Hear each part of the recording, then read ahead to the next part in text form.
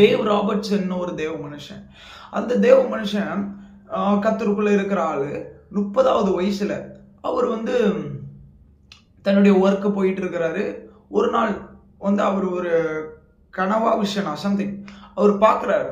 அதுல ஒரு lady preach பண்ணிக்கிட்டு இருக்காங்க. ஒரு பெரிய ஸ்டேடியத்துல நிறைய பேர் ஹீலிங் பண்றாங்க. பெரிய ஸ்டேடியம். அங்க ப்ரீச் பண்ணிக்கிட்டு இருக்காங்க. ப்ரீச் பண்ணிட்டு இருக்கும்போது திடீர்னு திரும்பி இந்த டேவ் ராபின்சன்ங்கிறவரை பார்த்து ஒரு காரியம் சொல்றாங்க. ஆக்சுவலி இந்த ஊழியம் உங்களுக்கு வர வேண்டியது, நீங்க விட்டுட்டீங்க, அது எனக்கு வந்திருக்கு அப்படின்னு சொல்லி ஒரு வார்த்தையை அவர் கேட்கிறார்.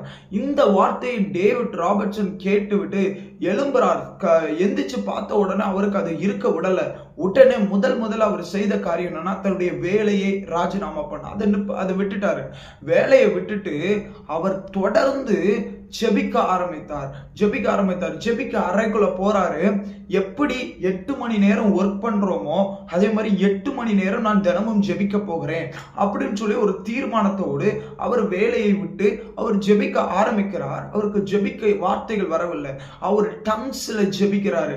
ஜெபிக்க முடியல என்னால, நான் டங்ஸ்ல ஜெபிப்பேன்னு சொல்லி 8 மணி நேரம் தினமும் ஜெபிக்க ஆரம்பிக்கிறார். இதே மாதிரி மூணு மாசம் தொடர்ந்து ஜெபிக்கிறார்.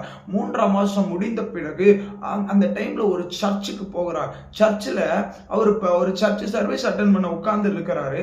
அங்க உள்ளவங்க ஜெபம் நடத்தி கொண்டு இருக்கிறாங்க, வொர்ஷிப் நடத்தி கொண்டு இருக்கிறாங்க. அப்போ பக்கத்துல உள்ள ஒரு லேடிக்கு உடம்பு சரியில்லை. அவங்க இந்த வியாதின்னு சொன்ன உடனே கேன் ஐ ப்ரே ஃபார் யூன்னு கேட்டிருக்காரு. அவனுக்காக ஜெபிக்கலாமான்னு கேட்டிருக்காரு. அந்த நிமிஷம் ஜெபிக்கும் பொழுது ஹீலிங். அடுத்த ஆளுக்கு ஜெபித்தார் ஹீலிங். அதுல இருந்து அவருடைய மினிஸ்ட்ரியில ஒரு ஷிஃப்ட் உண்டாயிடுச்சு.